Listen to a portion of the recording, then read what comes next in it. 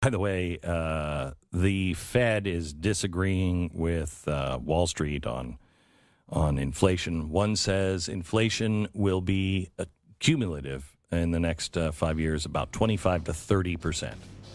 The Fed is saying that this is temporary. It's going to go back to 2% next year.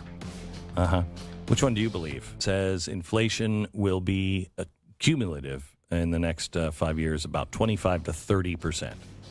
The Fed is saying that this is temporary. It's going to go back to 2% next year. Which one do you believe? Which one do you believe? We'll see.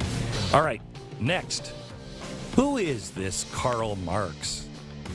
Who is he really? Can good fruit come from a bad tree? We look at the roots and the tree that is Karl Marx. After the break. Covenant is something that a tree bear good fruit.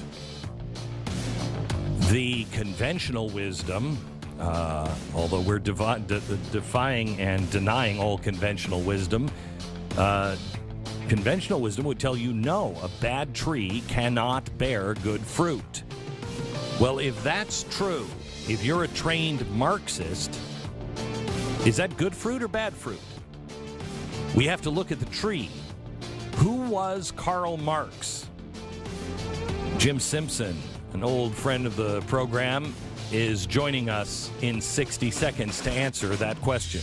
Program goes way back. He was helping us with the Cloward-Piven strategy of manufactured crisis and overwhelmed the system back in the day. He's back. He's got a new book, Who Was Karl Marx?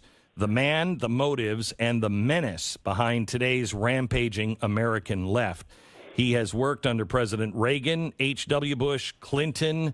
He was in the Office of Management and Budget. He is a guy who has an awful lot of credibility and has been around and has, because he's an investigative journalist, actually knows how to tell the right story and get the facts right. Jim, good to talk to you again. How are you, sir? Hey, Glenn, great to be with you. Thank you. So, Thanks for having me. Who was Karl Marx? Yeah, who was Karl Marx? Well, you know, he's made out to be this secular god that could never have done any wrong. But as I describe in the book, he is everything that he claimed to hate about all the people he was going to destroy with the communist revolution. He was a greedy, selfish, petty, arrogant, lazy, dishonest, two-faced, lecherous, bigoted, and he brimmed with hatred. He had all the ugly characteristics he attributed to others to excuse the destruction he and his followers intended to inflict on the world. He was deeply bigoted.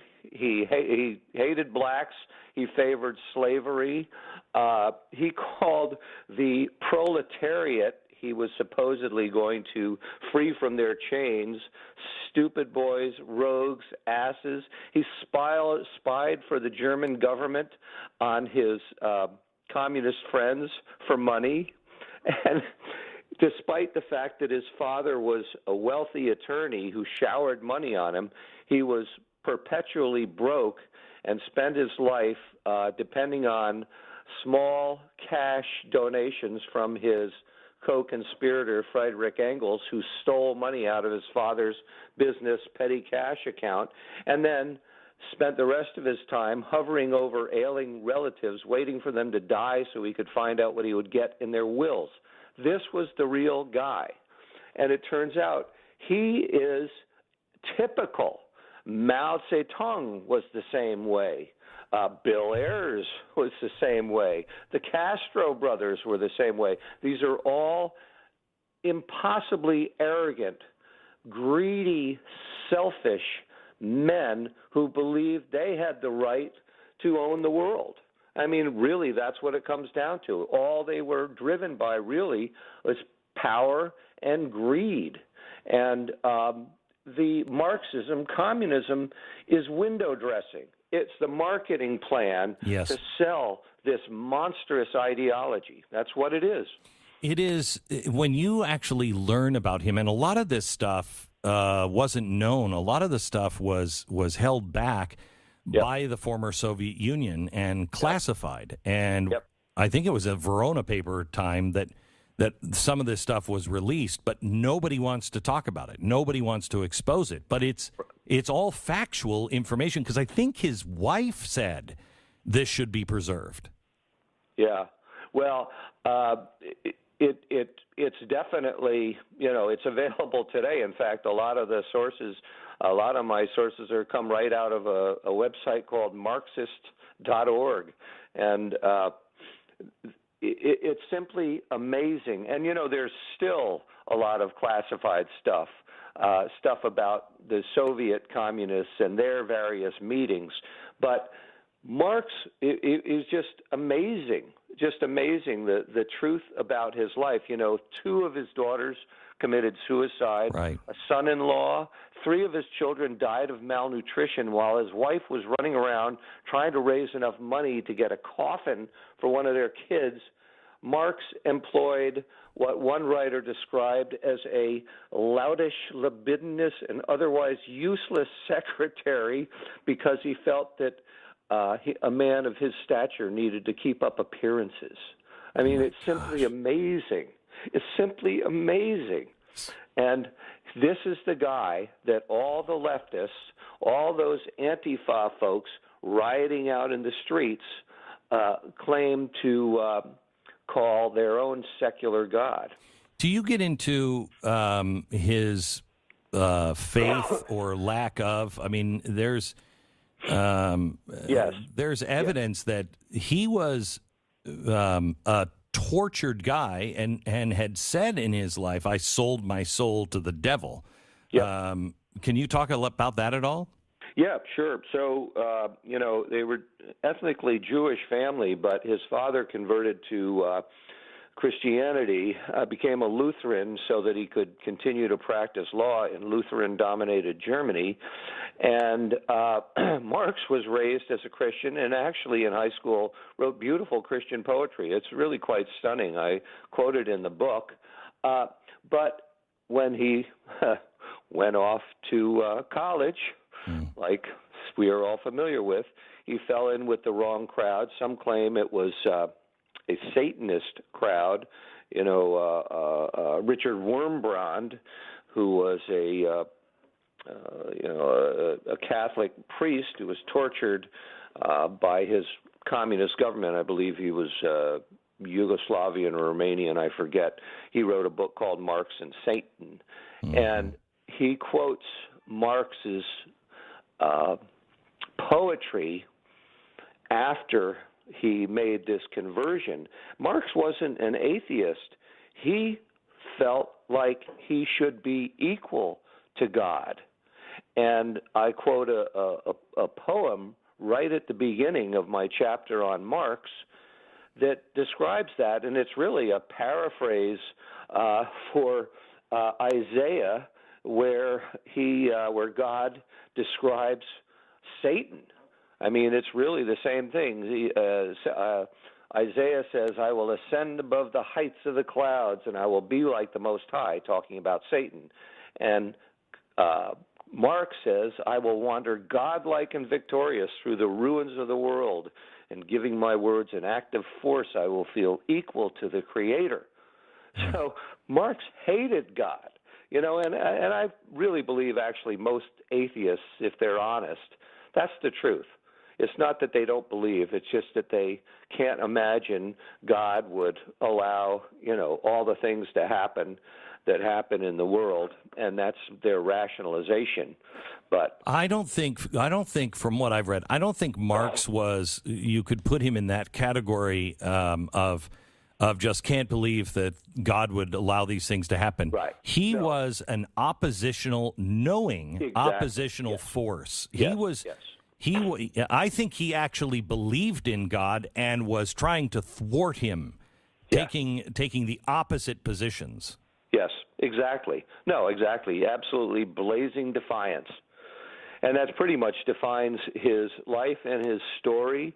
I mean, all of his friends describe him as a man, a destructive spirit whose heart was filled with hatred, one said. Engels said he rages without ceasing, as if 10,000 devils had caught him by the hair. Mikhail Bakunin, probably the most prominent anarchist, said one has to worship Marx in order to be loved by him. One has to at least fear him in order to be tolerated. Marx is extremely proud, up to dirt and madness. And this is the guy they founded their whole ideology on. I mean, it's crazy. It really is. I want to switch from Marx. Let me take a 1-minute break, and then we're going to come back. Because in the book, you talk about the strategies that come from Marx that are being used on us right now. And Marx, if you understand Karl Marx, it is all about hatred and ginning up hatred and chaos.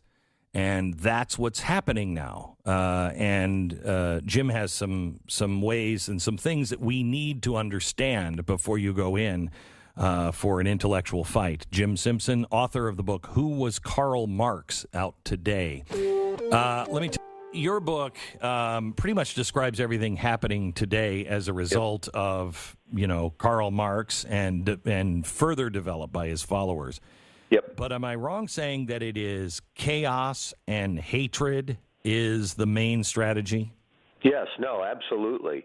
And it's really, although obviously, you look at Antifa and BLM, these people express genuine hatred. I mean, it's hatred for things that literally do not exist. It's manufactured hatred. And some of them are foolish enough to actually believe it.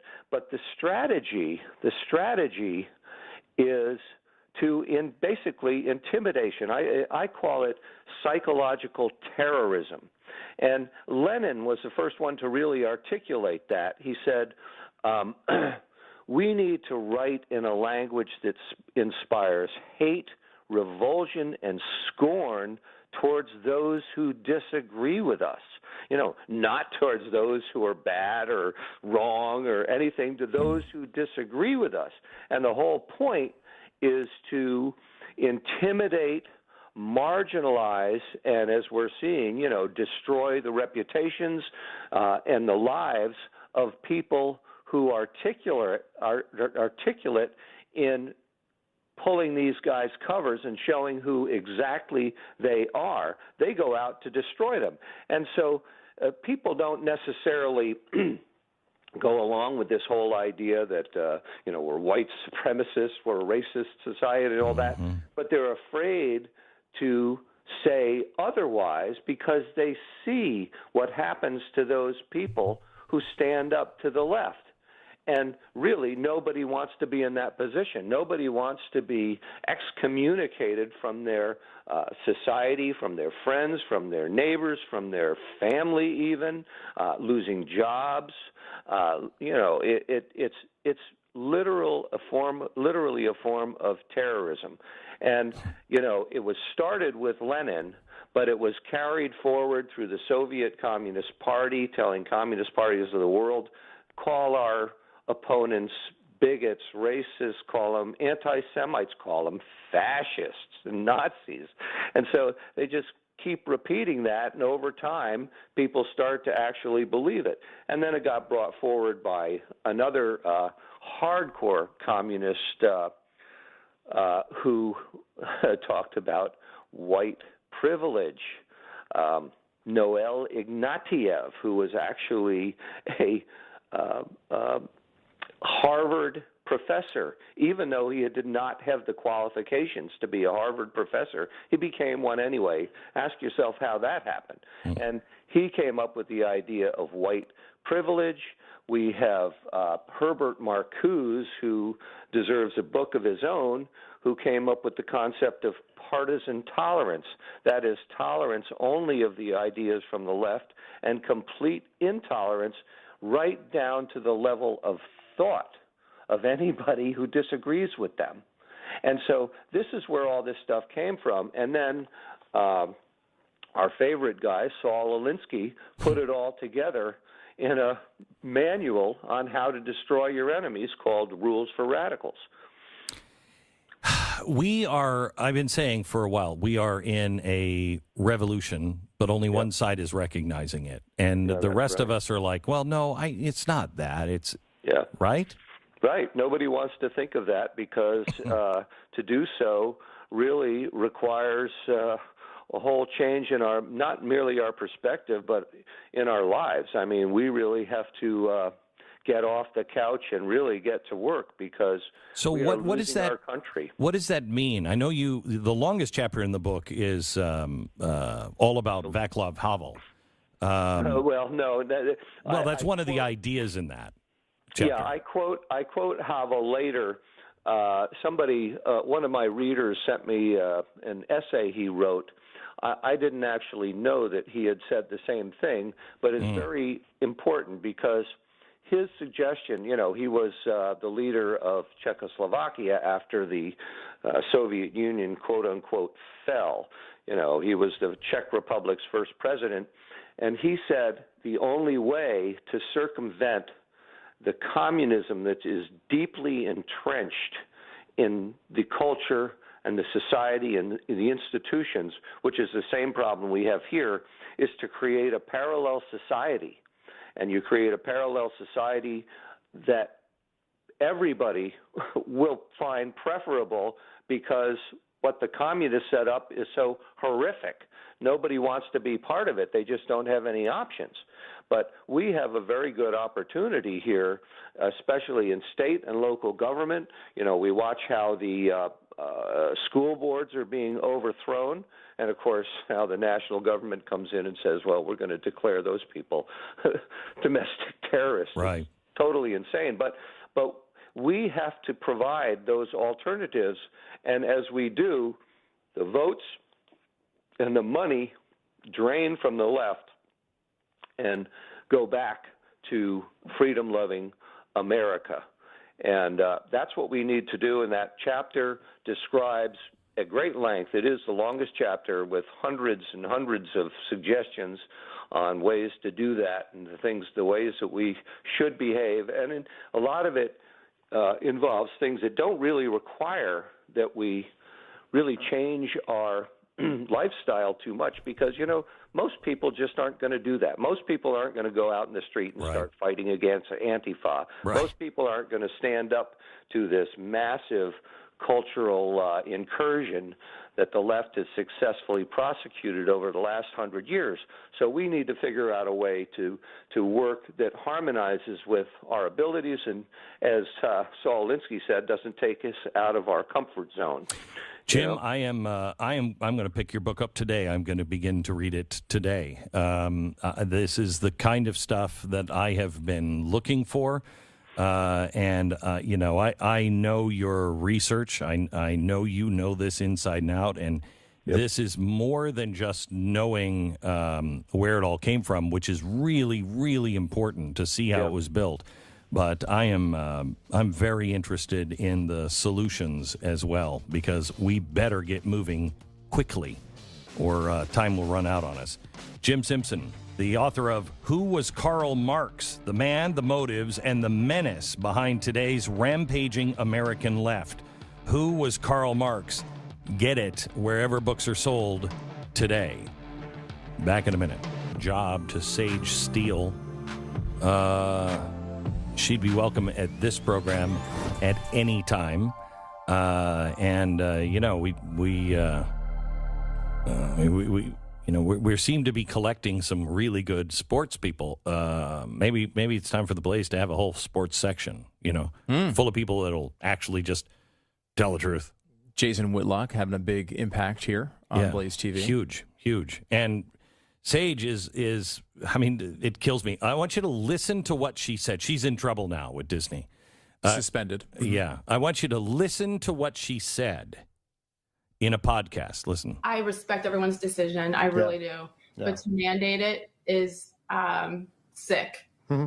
And it's scary to me in many ways. But I have a job that I love, and frankly, a job that I need. But again, I love it. I just, I'm not surprised it got to this point, especially with Disney. I mean, a global company like. Yes. Okay, so stop right there. Stop. That's comment one. Okay, so she's talking about vaccine mandates, and she's saying, hey, I work for a company and I'm taking it but I think it's sick and twisted that you have to mandate this for everybody. Yeah, she actually does the interview with the Band-Aid on her arm. Okay, because I think she had it that day, and that was on Jay Cutler's podcast. Okay, by the way, here's a problem quote number 2. This is what it. Here's the thing: there is a fine line, and I handled it. Like I didn't get anybody's because that's not my person. It wasn't my personality then. I might now a little more, but I do think as women, we need to be responsible as well. It isn't just on players and athletes and coaches to act a certain way.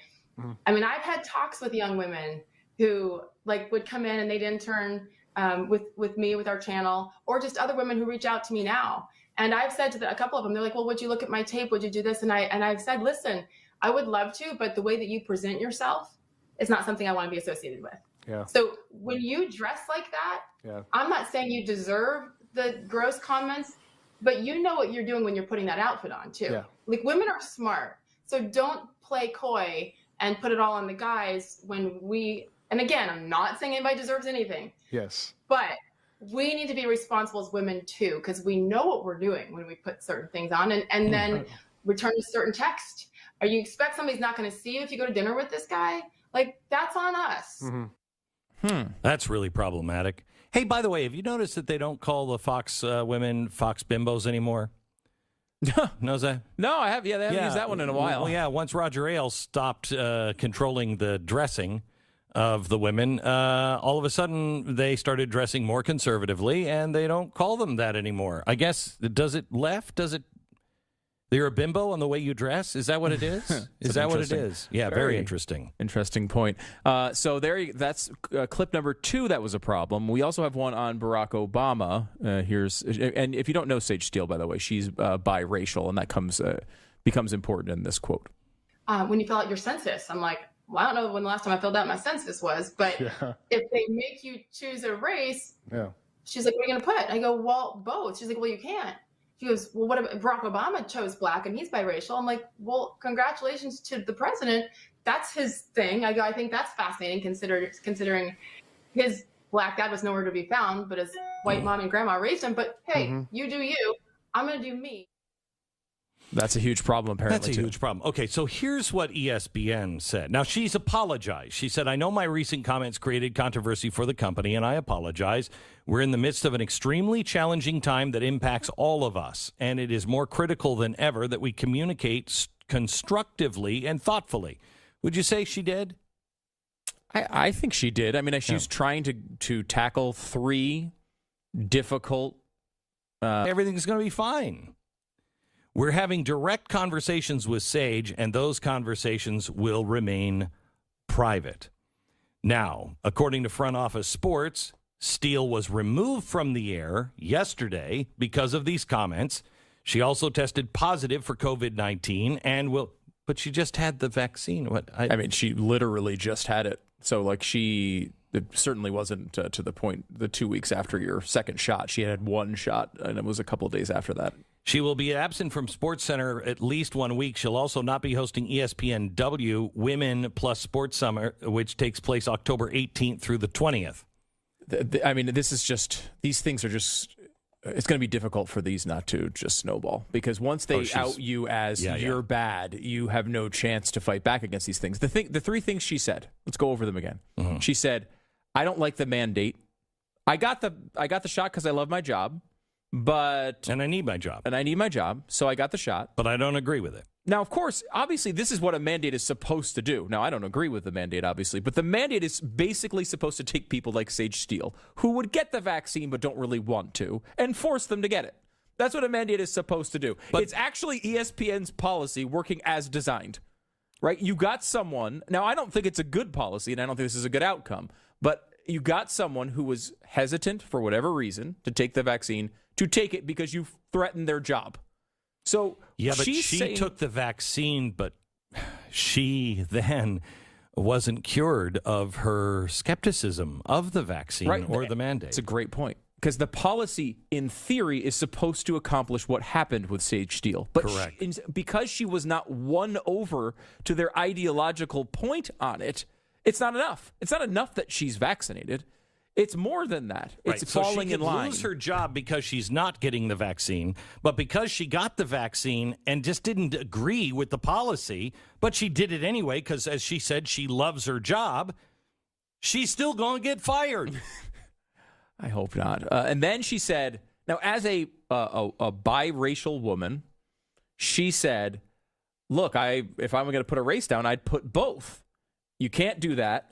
Well, and then someone said to her, well, Barack Obama is biracial, and he put black. And she said, well, that's his good choice for him.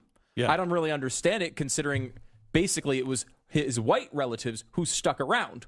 Now, that's just more of an offhanded comment. That's not necessarily how you would identify your race. But she's just making the point of, like, why... Right. Why is he identifying as black when his black father wasn't anywhere to be found? Really wanted nothing to do with him. Right. Okay. But he had other things that made him feel that way. That's fine. Whatever. Again, she said, that's his choice. He can do him.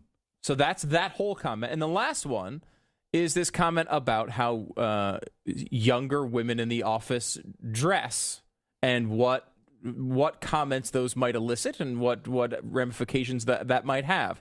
Now, it's one thing for, some sports guy to say, look at how she's dressed, right? It's another thing for a woman who has experience in the industry to give advice to a younger woman as how she can best navigate that industry. I mean, you would think you'd want a woman who is experienced and successful in your industry to give you advice, yes, as an up and coming person as to how to. Yeah, but you're talking about being anti-women, and she's clearly anti-women. So she's a woman and a black woman, but also is against women and black people. Now here's the thing. She actually has a big supporter. In fact, do we have the clip from Kamala Harris? Here is Kamala Harris commenting on this. I'm glad you did. I'm glad you did. And again, this is about the fact that your voice, your perspective, your experience, your truth cannot be suppressed. Cannot be suppressed. So we have Kamala Harris on that.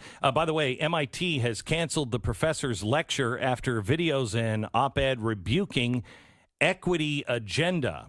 So he's not allowed to lecture because he has a different point of view. Kamala Harris had a statement on this. Here it is. Do you have it, Sarah? Yeah. Student who voiced a personal. No, that's not it. And let me give you another one because she also had Dan Crenshaw is targeting the Twitter CEO. The Twitter CEO after the bullying of Kirsten Sinema. She's being cheered on Twitter, and he says, boy, I mean, how can you cheer those people on, but shouldn't other people have a voice there? And here's what Kamala Harris said. I'm glad you did. And again, this is about the fact that your voice, your perspective, your experience, your truth should not be suppressed. That's exactly right. Now, Emerson College is launching an investigation into the campus conservative group after it handed out stickers critical of the Chinese government. In a letter sent to the president of Turning Point USA chapter at Emerson, the group is now being investigated for violating the school's Code of Community Standards after an event last week in which stickers that said, China kind of sucks, were distributed at campus. It had the hammer and sickle on the sticker, so it's clear what they were talking about, but apparently the Emerson College says it's inconsistent with the college values and will be not tolerated on their campus. And they're standing against it. And, of course, Kamala Harris has just made a statement on that. And I'm glad you did. And, again, this is about the fact that your voice, your perspective, your experience, your truth should not be suppressed. That's great. And now that I know that, Sage Steele has the backing of the vice president of the United States, who she herself is black, I think it's great. I think it's great that the vice president would come out and support, and I'm sure ABC Disney, who also, likes a company to be able to have a diverse workforce, I'm sure they're going to come to the conclusion exactly like the vice president did, as she commented on Sage Steele. I'm glad you did. And again, this is about the fact that your voice, your perspective, your experience, your truth should not be suppressed. There you go. That's good. Huh. It's weird. All right. If you're not careful, you're going to be standing there with a